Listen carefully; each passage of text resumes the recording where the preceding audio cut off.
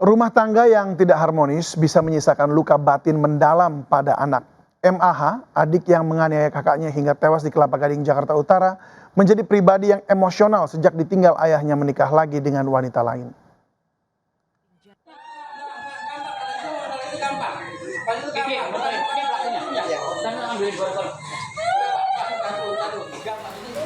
Kasus adik menganiaya kakak hingga tewas di Kelapa Gading, Jakarta Utara menggemparkan publik.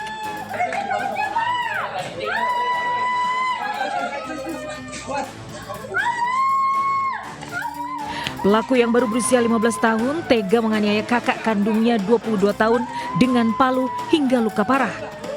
Nyawa korban tidak tertolong meski sempat dilarikan ke rumah sakit. Kakak adik ini diketahui tinggal bersama ibundanya di sebuah rumah sederhana di Jalan Puskesmas Kelapa Gading Timur, Jakarta Utara. Namun ibu kandung mengungkapkan putranya yang menjadi pelaku merupakan pribadi yang emosional sejak ditinggal ayahnya menikah lagi. Emosi dengan kesal dengan ayahnya yang tidak berperilaku dengan baik, berselingkuh dan akhirnya nikah siri, dan lebih memberatkan ke anak tiri, anak kandungnya sendiri 7 bulan ini diblokir aksesnya sama beliau. Bapaknya itu tidak diketemuinya, tidak dikunjunginya dan tidak dinafkahin, dan anak ini kesal sekali sama ayahnya. Nah, bentuk kekesalan dengan ayahnya itu lebih suka emosional dengan kakaknya, dengan adiknya, seperti itu, Mbak. Jadi artinya ya broken home gitu, seperti itu, Mbak. Pelaku yang di bawah umur kini masih diperiksa di unit PPA Polres Jakarta Utara. Dari Jakarta, tim liputan iNews melaporkan.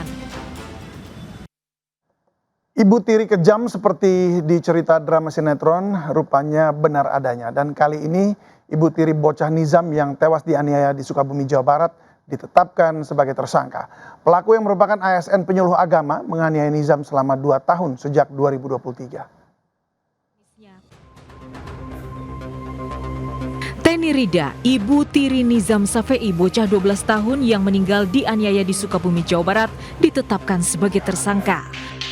Polisi mengantongi sejumlah bukti penganiayaan. Bahkan ironisnya, penganiayaan terhadap Nizam sudah terjadi berulang kali sejak 2023. Terkait dengan penganiayaan yang diderita oleh korban anak, NS, dan ini sudah terjadi beberapa tahun yang lalu. Seperti di tanggal 4 November 2024 itu pernah ada juga laporan, namun laporan itu sudah kita proses dan ada perdamaian. Sebelum ditetapkan sebagai tersangka, Teni Rida berkelit bahwa penyebab kematian Nizam karena sakit. Bahkan dalam sebuah rekaman audio, Teni sempat emosi saat ia dikaitkan dengan kematian anak tirinya. Pokoknya ini kan gini Pak, kalau saya sih berharap ini tidak diperpanjang, tidak dipersulit, tidak dipermasalahkan. Toh anak saya kan sudah hilang, sudah tidak ada, saya berduka ini. Apa dengan adanya diotopsi, dengan adanya dipiralkan, apa keuntungan buat saya?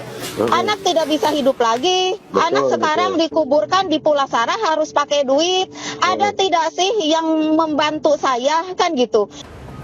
Selain dijerat ancaman pidana 15 tahun penjara, Teni Rida yang merupakan ASN PPPK penyuluh agama di Kementerian Agama Sukabumi juga terancam dipecat dari pekerjaannya.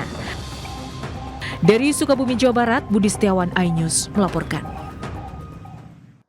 Lagi-lagi kesucian bulan Ramadan dinodai aksi remaja yang terlibat perang sarung berisi batu jelang waktu berbuka di kawasan Tanah Sereal, Tambora, Jakarta Barat.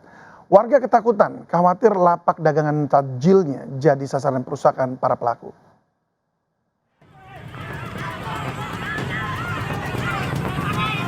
Warga panik saat tiba-tiba terjadi perang sarung yang melibatkan sejumlah remaja, bahkan anak-anak, di Jalan Tanah Sereal, Tambora, Jakarta Barat.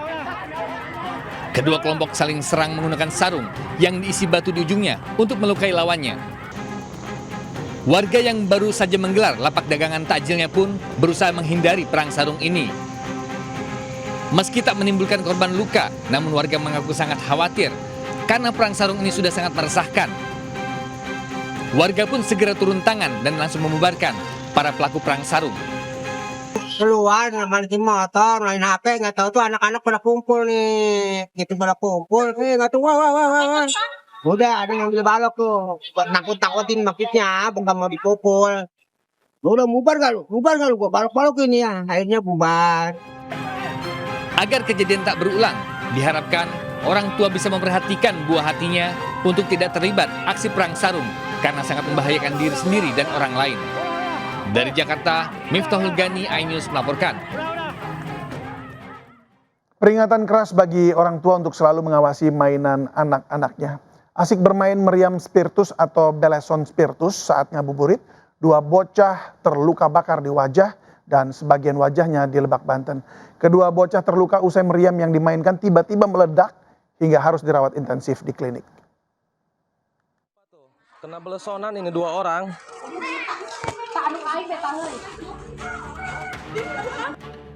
Seorang bocah SM 13 tahun dievakuasi warga dan menderita luka bakar di wajah usai meriam spiritus atau belesan spiritus yang tengah dimainkannya tiba-tiba meledak di kampung Desa Pasir Tanjung Rangkas Bitung, Lebak, Banten. Korban lainnya AA 7 tahun harus menjalani perawatan intensif di klinik juga akibat luka bakar di bagian wajah. Peristiwa naas ini bermula saat keduanya tengah asik bermain meriam spiritus sambil menunggu waktu berbuka. Tiba-tiba percikan api yang dinyalakan korban malah menyambar dan memicu ledakan hebat dan melukai kedua bocah. Warga segera memberikan pertolongan dengan menyiramkan air ke tubuh korban. Belesonan, terus dikasih spiritus, terus bisa dibakar, Langsung meledak. meledak, kena muka. Berarti yang kebakar muka itu semua. Yang kebakarnya luka, banyak, terus muka, terus ini paha ada, kaki itu, tangan ada.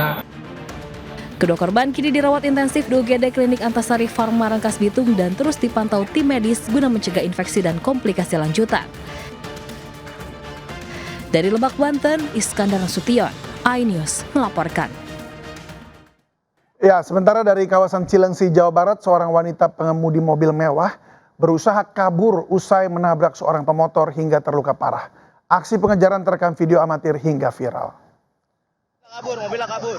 Ya, ambulans ini melaju kencang berusaha mengejar mobil mewah yang kabur usai terlibat kecelakaan dengan seorang pemotor di kawasan jalan penghubung perumahan Harvest dan Medland Cilengsi, Kabupaten Bogor, Jawa Barat.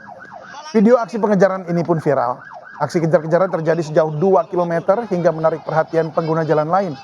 Laju mobil mewah ini akhirnya terhenti usai ambulans menghalangi jalurnya dan meminta pengemudi seorang wanita untuk keluar. Kejadian ini berawal dari mobil mewah yang menabrak pemotor. Namun bukannya bertanggung jawab, pengemudi malah melarikan diri dengan alasan hendak mengambil ponsel. Korban dilarikan ke Rumah Sakit Hermina dan terluka pada bagian lutut. Sementara akibat kecelakaan ini kendaraan korban mengalami ringsek.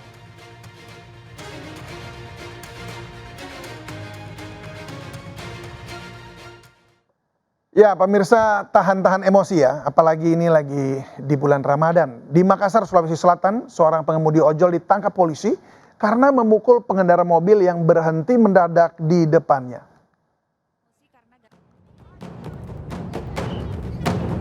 Tersulut emosi, pria berjaket ojol ini melempar ember ke minibus yang berhenti mendadak di depannya. Pengemudi ojol ini emosi karena gara-gara mobil berhenti mendadak membuat ia yang berboncengan dengan putrinya terjatuh dari motor. Emosi makin memuncak ketika melihat putrinya terluka dan menangis ketakutan. Namun pengemudi mobil yang ternyata merupakan anak di bawah umur tidak mau turun dari mobil. Hingga akhirnya ia menghampiri pengemudi mobil dan melayangkan pukulan.